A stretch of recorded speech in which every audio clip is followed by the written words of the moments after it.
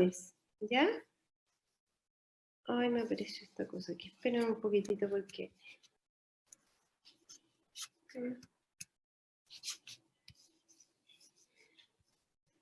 Me aparece un mensaje que está grabando al medio y no puedo sacarlo. Tiene que darle un enter, doctora. Ahí. Ah, ya. Súper. ¿Funcionó? Sí. Ya, súper.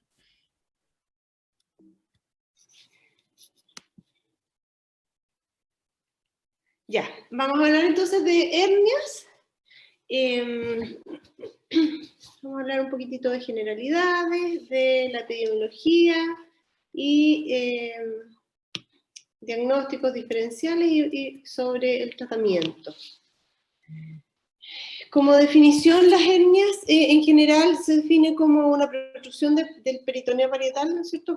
Ya sea esta con el contenido endovísceras abdominales o sin contenido de vísceras, solamente con contenido adiposo, a través de un orificio anatómico o alguna debilidad de la pared, ya sea anatómica o artificial, digamos, en el caso de las hernias incisionales.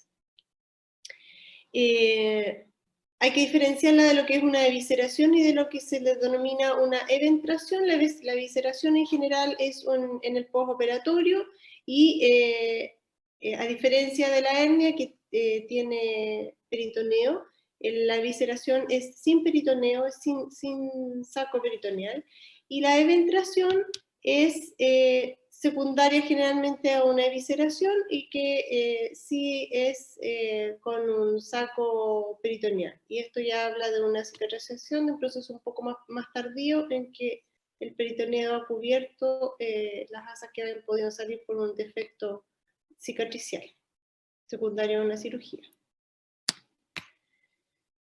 En general, el 5% de la población va a tener en algún momento una hernia de la pared abdominal. La gran mayoría son de la región inguinofemoral. De estas, los 2/3 son de predominio directo en los adultos. En la infancia la cosa cambia y se invierte la relación, es más frecuente las hernias indirectas, y que después vamos a definir cuál es la diferencia. Las hernias inguinales son mucho más frecuentes en el hombre y las femorales o crurales son mucho más frecuentes en la mujer. No confundir, siguen siendo en la mujer más frecuentes las hernias inguinales, pero si nosotros tomamos como referencia, digamos, todas las hernias femorales, es más frecuente que se presenten en mujer que en un hombre, y sin embargo, como son escasas, la mujer sigue teniendo con mayor frecuencia una hernia inguinal. 10% son son hernias umbilicales, y en general el porcentaje de hernias incisionales es bastante variable, puede llegar hasta un 30% en pacientes con laparotomía, y se acepta hoy en día, estos datos salen en la página de la Sociedad de Hernia y Pared Abdominal de Chile, hasta un 8% de laparoscopías con hernias, pero en general hoy día se acepta como una estadística aceptable hasta un 3%, 2%, no más que eso, de hernias incisionales de laparoscopía.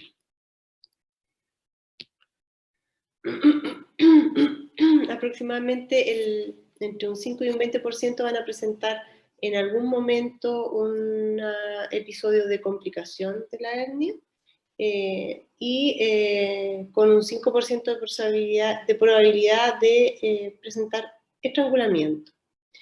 Se sabe en general que, esto lo vamos a ver después en el tratamiento, pero que existe el riesgo de recidiva, y que va a depender en parte de la técnica quirúrgica que se utilice para repararlo, que cuando se utilizan prótesis la recidiva disminuye bastante la posibilidad de que aparezca.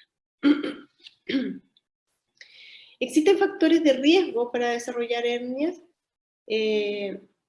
Estos son principalmente están dados por una historia familiar, un paciente con obesidad, pacientes tosedores crónicos o pacientes que tengan aumento de la presión intraabdominal. También tiene que ver con la edad como factor de riesgo y con el sexo masculino. El embarazo se pone como factor de riesgo, pero más bien es para hernias umbilicales que se pueden desarrollar durante el embarazo. Nuevamente recalcar los factores de riesgo, ya se pueden clasificar como factores de riesgo que van a ir a aumentar la presión intraabdominal, y factores de riesgo en los cuales hay una disminución de la resistencia de la pared abdominal, digamos que alteran la calidad del colágeno del tejido, ya sea por tabaquismo, edad avanzada, enfermedades del colágeno, acá no está escrito, pero también está descrito el uso de corticoides, y como factores que aumentan la presión intraabdominal sobresale por sobre todo el sobrepeso y la obesidad, la constipación crónica, la citis, la tos crónica, los grandes esfuerzos físicos, si bien están puestos ahí, ya se ha ido como en retirada de que sean provocadores de hernia, digamos. Se ha visto que, y de hecho no se describe como una enfermedad laboral ni como una enfermedad profesional. Sí en pacientes que hacen grandes esfuerzos desmedidos, digamos, como levantadores de pesa o ese tipo de esfuerzo, podría aumentar el riesgo de la presencia de una hernia, ¿ya? Que son las hernias de los deportistas. Pero en general son limitados básicamente a esas disciplinas deportivas, ¿ya? No cualquier deportista que de alto rendimiento o que vaya a hacer muchos abdominales o que vaya a tener, digamos, grandes esfuerzos físicos tiene mayor riesgo de presentar una hernia. Al contrario, la actividad física moderada es un factor protector para el desarrollo de hernia. Vamos a hablar un poco de la anatomía de la pared abdominal para que podamos entender la localización de las hernias. La pared abdominal anterior está compuesta, como se muestra en esa imagen, por los dos rectos anteriores del abdomen. Hacia la pared anterolateral tenemos de afuera hacia adentro los oblicuos externos, después viene el oblicuo interno y después viene el transverso del abdomen. Esto es en la gran parte de la pared anterior y en la pared, digamos, cercana a la región inguinal, ¿no es cierto? El transverso del abdomen las fibras musculares comienzan en realidad a desaparecer y se transforman más bien en una banda fibrosa que conocemos como fascia transversalis y que va a formar parte de la pared posterior del canal inguinal. Tener en cuenta, ¿no es cierto?, que el recto abdominal por sobre el ombligo tiene una hoja anterior y una hoja posterior de la vaina aponeurótica y aproximadamente en el ombligo o 1 centímetro por sobre el ombligo, hacia caudal del ombligo, la hoja, digamos, la hoja posterior de la vaina del recto se entrecruza hacia adelante a nivel de la línea arcuata, ¿no es cierto? Y quedando solamente hacia la posterior la fascia transversal, que es, digamos, la continuación del músculo transverso. Eso es importante tenerlo en cuenta como reparos anatómicos en el momento de hacer el diagnóstico y de pensar en las hernias inguinales. Acá tenemos una vista posterior del canal inguinal, donde se ve, digamos, ahí en amarillo, digamos, por sobre amarillo, lo que está, chuta, no tengo puntero.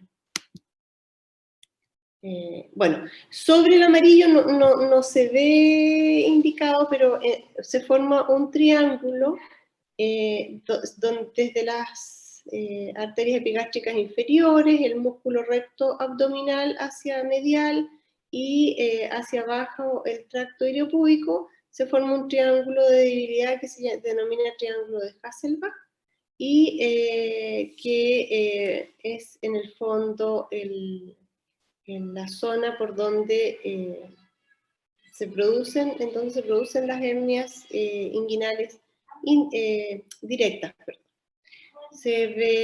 Ahí se pueden apreciar el resto de los orificios de la zona, por donde emergen los vasos ilíacos, que es el del anillo femoral, que es otra zona de debilidad de la pared posterior, y el anillo inguinal profundo, que es por donde emergen hacia el canal inguinal los elementos del cordón espermático. Esos son las tres zonas de debilidad que denominamos región inguinofemoral o inguinoplural. Tenemos varias formas de clasificar las hernias. ¿Por qué es importante clasificarlas? Porque en el fondo nosotros tenemos distintas formas de tratamiento en cirugía para las hernias, y además también por un tema para poder realizar los diagnósticos y diagnósticos diferenciales. ¿Ya? Tenemos clasificaciones que pueden ser topográficas o anatómicas, y una clasificación que es clínica. Existen muchas otras formas de clasificar y tipos de clasificación de las hernias, pero a mí me interesa principalmente que ustedes conozcan estas dos por una razón clínica y una razón digamos, de facilitarles el diagnóstico. ¿Ya? Existen también clasificaciones específicas para las hernias inguinales, pero ya después tienen un fin más bien académico que clínico. De la clasificación topográfica o anatómica, nosotros tenemos en la pared anterior, tenemos unas hernias que son ventrales, que también son denominadas hernias epigástricas o supraumbilicales. Existen las hernias umbilicales, las hernias de Spiegel, que están, digamos, en la línea semilunar, y las hernias que pueden ser incisionales, que esas ya pueden estar en relación a cualquier laparotomía, y que cuando nosotros describimos una hernia incisional tenemos que describir en relación a qué laparotomía está. La hernia, por ejemplo, por ponerles un ejemplo, ahí se ve aparentemente una hernia incisional de una laparotomía paramediana derecha, probablemente secundaria a una apendicectomía, lo que se ve en el dibujo. También existen hernias incisionales de laparotomías medias, supra- e infraumbilicales, de laparotomías de Kocher, etc. Y hernias incisionales de trócares de laparoscopía. Esto es en la pared anterior. También existen, digamos, otras hernias que son menos frecuentes en la pared posterior, que son las hernias de Petit, las hernias lumbares en el fondo. Aquí está la clasificación de inguinales, femorales, umbilicales, epigástricas, o que eran las ventrales que aparecían en el monito anterior, y las poco frecuentes que son las de Spiegel y las de Petit, obturatrices, etcétera, etcétera. Existe la otra clasificación que es importante, porque nosotros vamos a diagnosticar una hernia de determinado sitio anatómico, ¿no es cierto? Pero además tenemos que describir clínicamente cómo está esa hernia, ¿ya? Y para eso existe la clasificación clínica, en que nosotros es súper sencillo, reductible o no reductible. Si la hernia es reductible, la hernia es una hernia que no está complicada y que por lo tanto su resolución puede ser en forma electiva.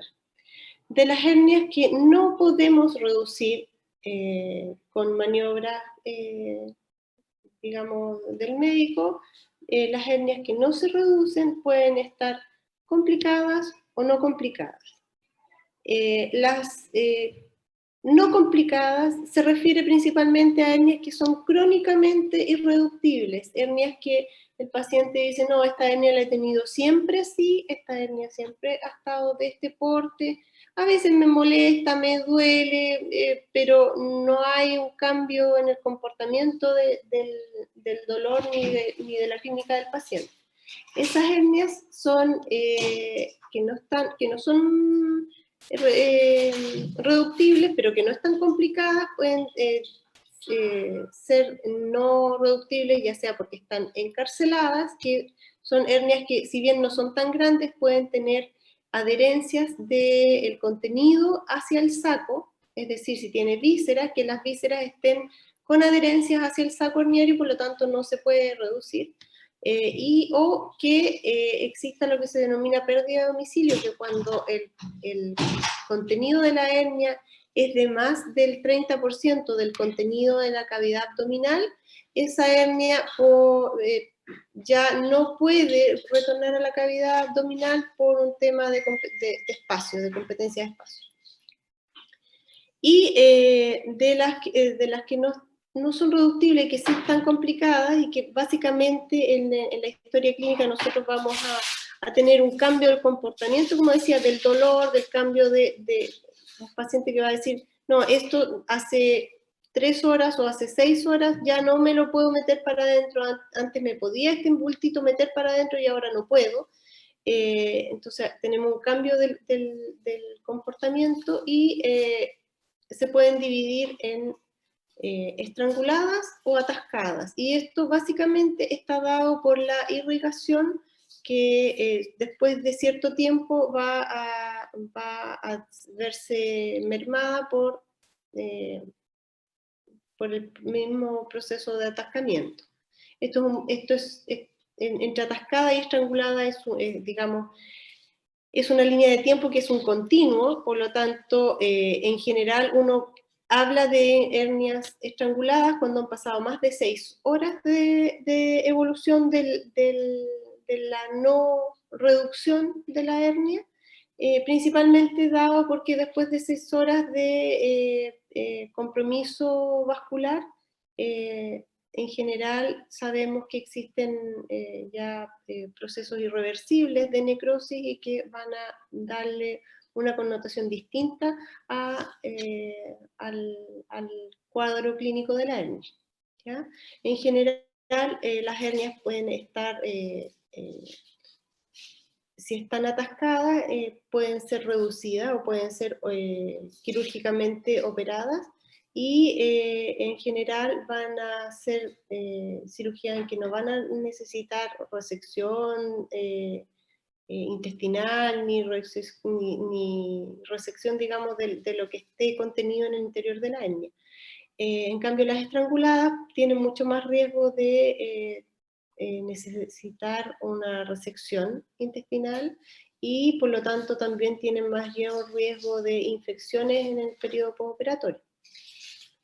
Existe un tipo de hernia que se denomina hernia de Richter, por eso le puse ahí, ojo con las hernias de Richter, porque muchas veces son hernias en que hay un compromiso necrótico del borde antimesentérico de un asa intestinal y que produce una perforación sin obstrucción intestinal. O sea, el paciente en general, cuando nosotros tenemos hernias estranguladas, vamos a tener un cuadro de obstrucción intestinal, pero cuando existe la hernia de Richter, ese cuadro no necesariamente va a haber una obstrucción, porque lo que se estrangula y lo que queda sin circulación es solo el borde del asa intestinal y por lo tanto lo que se produce es una perforación intestinal.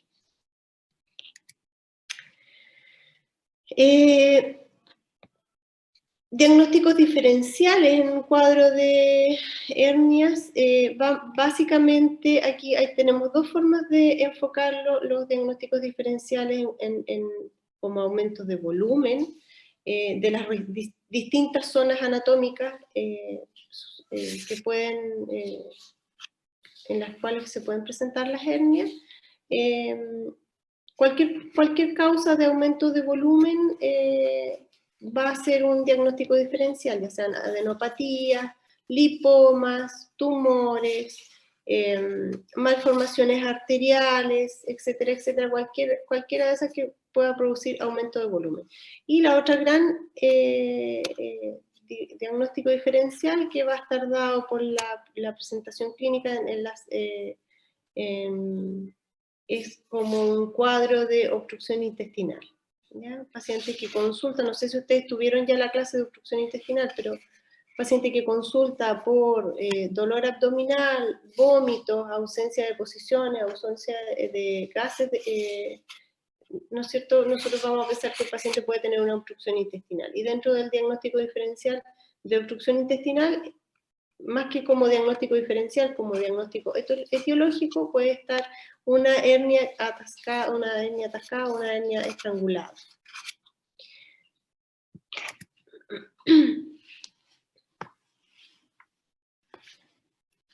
El tratamiento de las hernias, bueno, siempre es quirúrgico, ¿ya? Las hernias no se reparan en forma espontánea, no pasan solas, no hay tratamiento médico.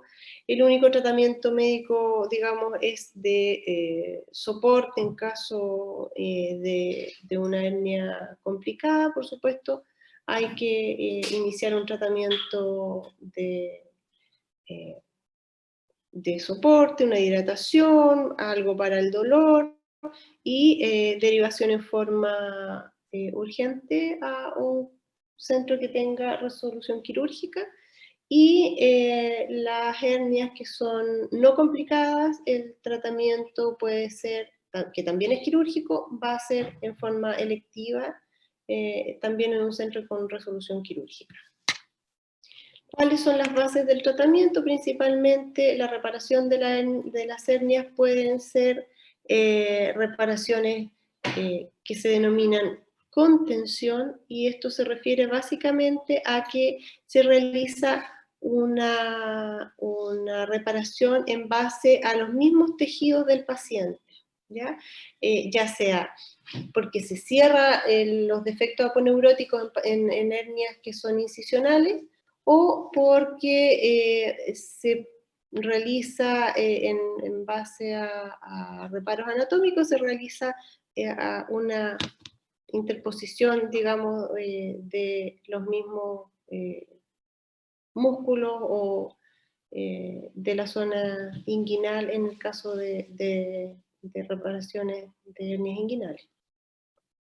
Y la otra base, el otro tipo de cirugía que existe es la reparación que se denomina libre de tensión, donde no tiene importancia la realización del reparo con los tejidos del paciente, sino que cobra importancia el uso de prótesis o mallas como ayudantes de la cicatrización, ¿ya? Las prótesis, las mallas no se utilizan con el fin de contener una hernia, no hacen la función de como reemplazar una parte, por decirlo así, una parte que falte de la pared abdominal con una malla. No, ese es el concepto. El concepto es que la malla se utiliza para que se produzca una reparación y una fibrosis de los tejidos y una adecuada cicatrización y una cicatriz firme, que esa vaya a ser la que contiene, digamos, y evita la recidiva de las hernias.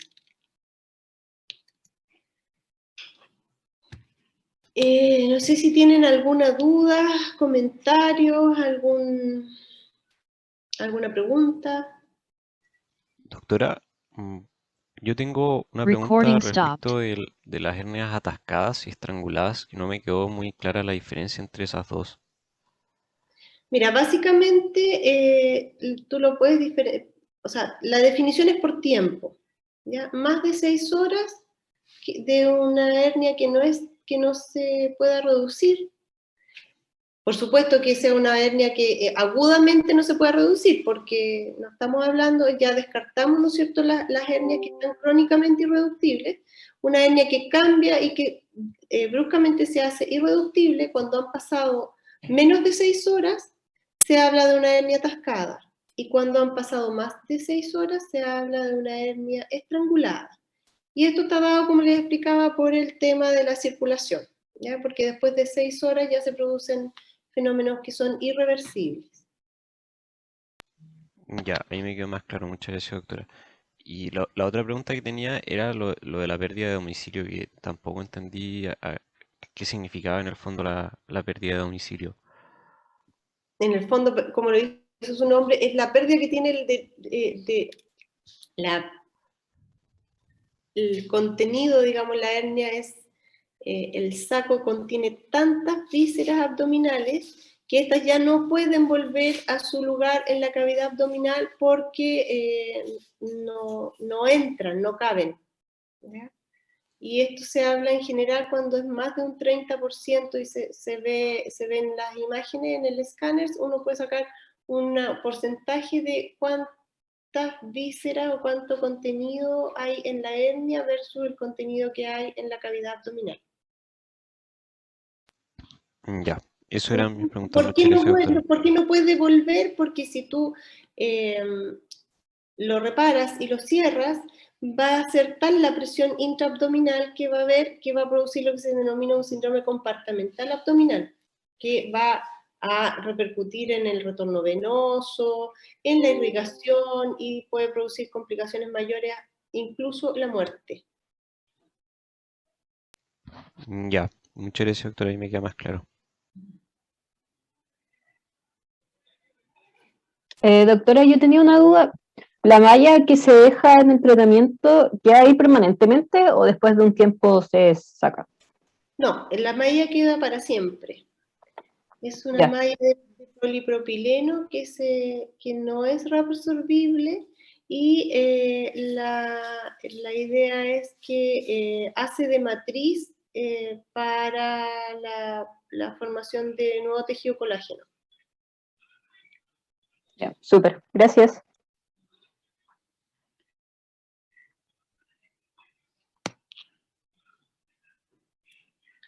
Acá sí que, no sé si lo alcanzan a ver, pero aquí existe un algoritmo que se sugiere. En el fondo, ¿no es cierto? Cuando tenemos hernias complicadas al lado izquierdo, ¿cierto? La sospecha diagnóstica y tiene que ser referida a un centro de cirugía de urgencia. Y cuando existen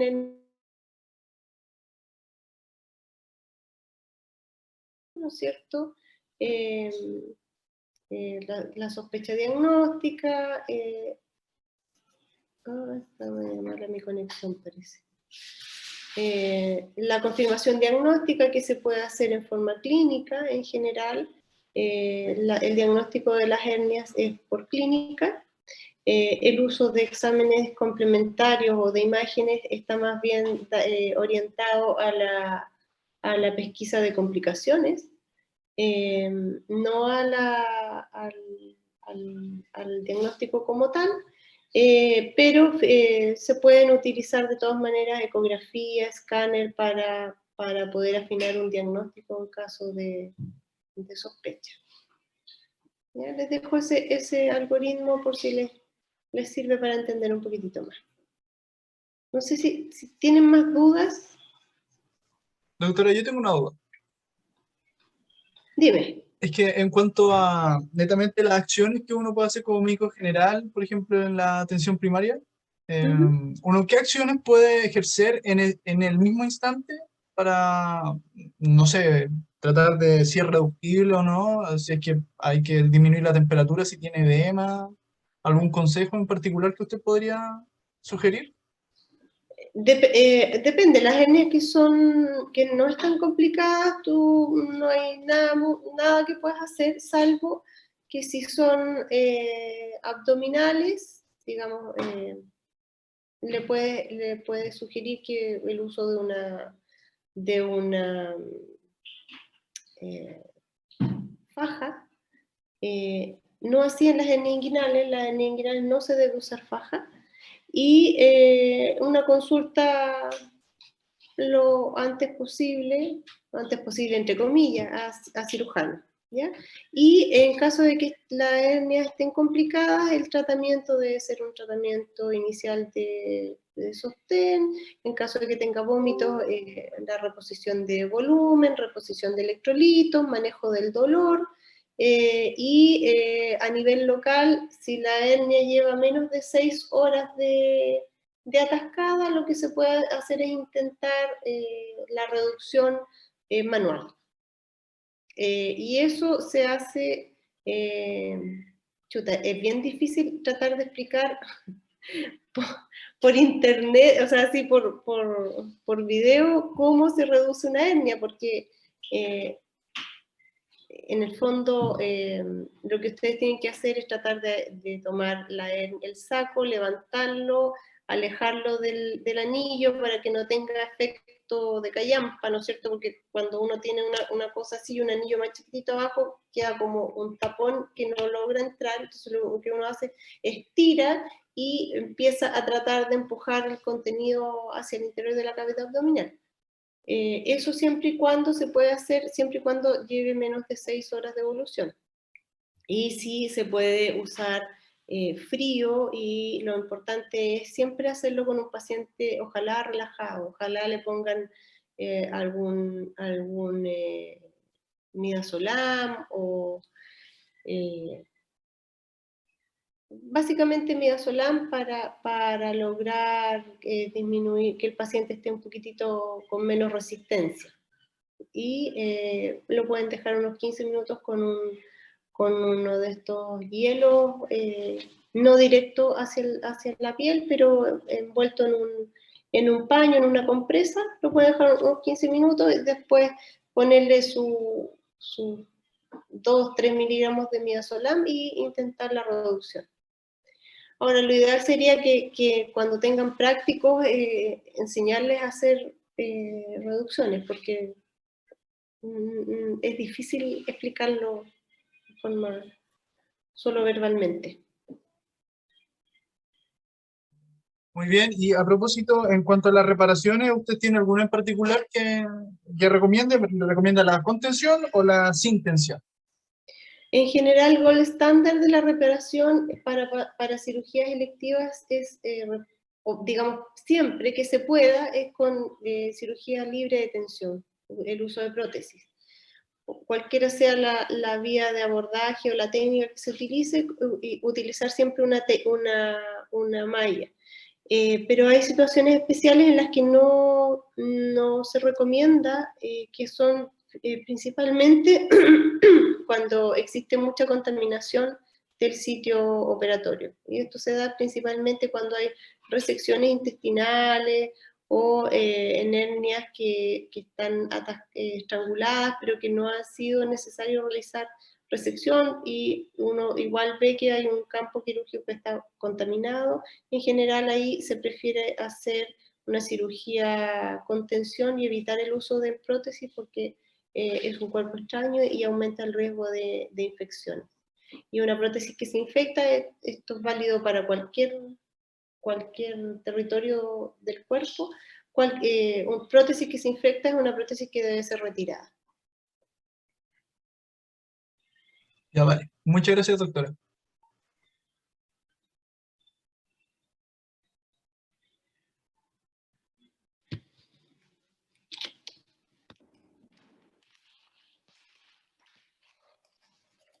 No sé si tienen más preguntas.